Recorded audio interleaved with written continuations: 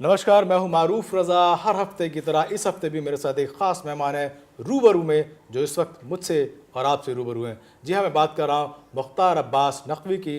BJP के दिग्गज नेता हैं और राष्ट्रीय उपाध्यक्ष भी हैं। आपका शुक्रिया, आपने वक्त दिया। शुक्रिया।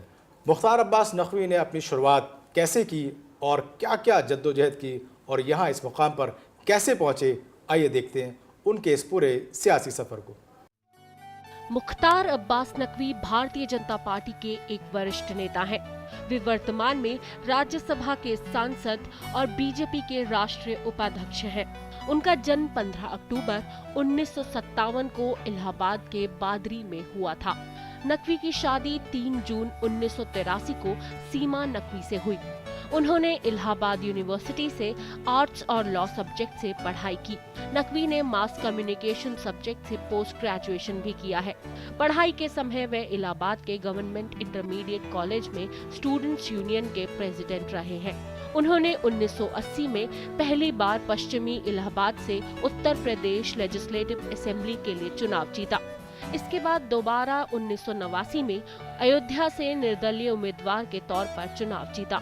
उन्होंने 1991 में मऊ विधानसभा सीट के लिए चुनाव लड़ा, लेकिन 133 वोट से वे सीपीआई के उम्मीदवार इम्तियाज अहमद से हार गए। वहीं 1998 के लोकसभा चुनाव में उन्होंने रामपुर सीट से चुनाव जीता। 1998 में उन्हें सूचना और प्रसारण मंत्रालय में राज्य मंत्री बनाया गया। 12वीं लोकसभा में वे 1998 से 1999 तक सदस्य रहे। 1999 से 2002 तक वे बीजेपी के नेशनल सेक्रेटरी रहे। 2002 में उन्हें राज्यसभा के लिए चुना गया। फरवरी 2003 से वे भारत के हज कमेटी के सदस्य हैं। उन्होंने 1991 में स्याह, 1998 में दंगा और 2007 में वैशाली नाम की किताबें लिखी हैं। खेलों में नकवी खास रुचि रखते हैं। 1975 में आपातकाल के दौरान 17 साल की उम्र में उन्हें गिरफ्तार भी किया गया था। नकवी साहब, पूरा का पूरा एक स्ट्रगल, एक 17 साल का बच्चा मैं कहूँ कि जिस वक्त सियासी सोच भी इतनी पैदा नहीं हो पाती कि वो सोचे कि उसे क्या करना है, इतनी सी कम उम्र में आपको जेल जाना पड़ा हो, कैसा एहसास था, कैसा अनुभव? देखिए, एक उस वक्त एक माहौल था जी। और लोकनायक जयप्रकाश नारायण ने एक आंदोलन का आह्वान किया, समग्र क्रांति जिसको नाम दिया गया जी। जिसमें कि तमाम लोग कूद पड़े थे। जी। और उस युग को मैं कह सकता हूँ कि हिंदुस्तान की आज़ादी का दूसरी एक लड़ाई और जंग थी। जी। और उसी में हम लोग नौजवान थे और उससे प्रेरित हुए उस जेपी आंदोलन से, और हम लोग उस आंदोलन में कूदे। लेकिन फिर भी आंदोलन सड़कों पे बढ़ता रहा और उससे हमारे जैसे लोग जो है पैदा हुए। और एक जो आज की सियासत में अगर आप देखें, जो लोग शिखर पे हैं उनमें कांग्रेस में भी और कांग्रेस के बाहर भी जी। उस आंदोलन से निकले हुए बहुत बड़ी तादाद में लोग हैं। बिल्कुल। सियासी सफ़र आपने कॉलेज की लाइफ से किया, कॉलेज के आप प्रेसिडेंट रहे वहाँ के यूनियन के, लेकिन मेरा एक है कि आप शुरू से ही ये तय कर लिया था कि आपको बीजेपी में ही जाना है? हमने शुरू से तय करा हुआ था कि हम कांग्रेस में नहीं जाना है जी। और उसकी वजह? कांग्रेस एक गैर कांग्रेसवाद का फितूर और जुनून था जी। और उस वक्त कोई सोच भी नहीं सकता था कि आप कांग्रेस से अलग हट करके सत्ता की सियासत कर सकते हैं। बिल्कुल, बहुत बड़ी बात थी, सोच से हट के बात थी। जी हाँ, उस वक्त सोशलिस्ट पार्टी थी, जनसंघ थी, संयुक्त सोशलिस्ट पार्टी थी, कांग्रेस ओ थी, ये इस तरह की पार्टियां थी जिनका कि कोई मतलब कभी सपना भी नहीं था कि ये पार्टियां जो है वो कभी सत्ता में आएंगी या एमएलए या एमपी होंगे इनके। लेकिन था कि भाई गैर कांग्रेस की सियासत करनी है, क्योंकि कांग्रेस ने इन इतने वर्षों में मुल्क को काफ़ी नुकसान पहुंचाया है कि सोच थी जी। और सोच को धार दी लोकनायक जयप्रकाश नारायण जी के आंदोलन ने जी। और उस आंदोलन में जब कूदे तो उससे और हमारा प्रतिबद्धता बढ़ी और उस प्रतिबद्धता को एक तरह से और मजबूती मिली हमें जेल जाने पे। लेकिन एक मुस्लिम लड़के का बीजेपी जैसी पार्टी में जाना, कहीं अपवाद, कहीं आपको घर से या दोस्तों से या रिश्तेदारों से ताने सुनने को नहीं? बहुत क्या ज़्यादा। कहाँ पहुँच गए? देखिए, बीजेपी के लिए एक परसेप्शन ये था जी। बीजेपी मतलब कि देखिए बीजेपी तो 80 में आई जी।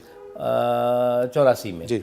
और उससे पहले जो है वो भारतीय जनसंघ जनता पार्टी बन गई थी। जनता जेल के बाद सारी पार्टियां मिली जी। और जनता पार्टी बनी और जनता पार्टी में यूथ विंग में मैंने काम शुरू किया।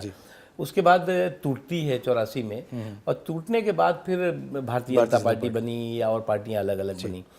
बहुत एक परसेप्शन, ख़ासतौर से जो मुस्लिम कम्युनिटी में तो परसेप्शन है ये कि एंटी मुस्लिम पार्टी है जी। लेकिन वो परसेप्शन पॉलिटिकल रीज़न से ज़्यादा रहा। थोड़ी बहुत मैं ये नहीं कह सकता कि सभी सारा के सारा पॉलिटिकल पार्टीज़ की ही इसमें हमारे विरोधियों की गलती, कुछ हमारे साथ भी लोग थे उनकी भी गलतियाँ थी, लेकिन ज़्यादातर विरोधियों की गलती थी। जी।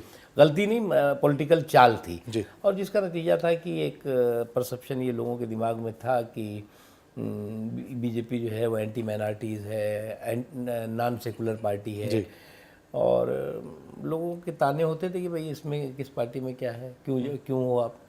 लेकिन मैं खुद कहीं ऐसा तो नहीं था कि आपको लगा कि कांग्रेस में जाएं या दूसरी में जाएं तो शायद वो वैल्यू ना मिले, यहाँ पर अगर जाएंगे तो क्योंकि एक यूनिक सी अपनी एक पोजीशन होगी तो वो उस तरीके से वैल्यू दी जाएगी। शुरू में मैंने आपको ये बताया जी कि मेरे दिमाग में शुरू से कांग्रेस के तो खिलाफ थे। जी। उसके बाद जो राजनीतिक क्षेत्र में जो पार्टियां थी जी। उसमें या तो सोशलिस्ट पार्टी थी, संसोपा थी, या कांग्रेस वो थी, या और पार्टियां थी, या बाद में बीजेपी आई। जी।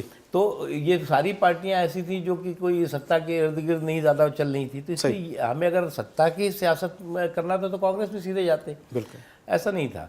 मुझे ये लगा कि ये जो एक माहौल राजनीतिक दुष्प्रचार किया गया है वो गलत है, क्योंकि मेरी बातचीत होती थी। जब बातचीत हुई तमाम लोगों से, तमाम सीनियर लीडर्स से, तो उस बातचीत में वो चीज़ मिटी।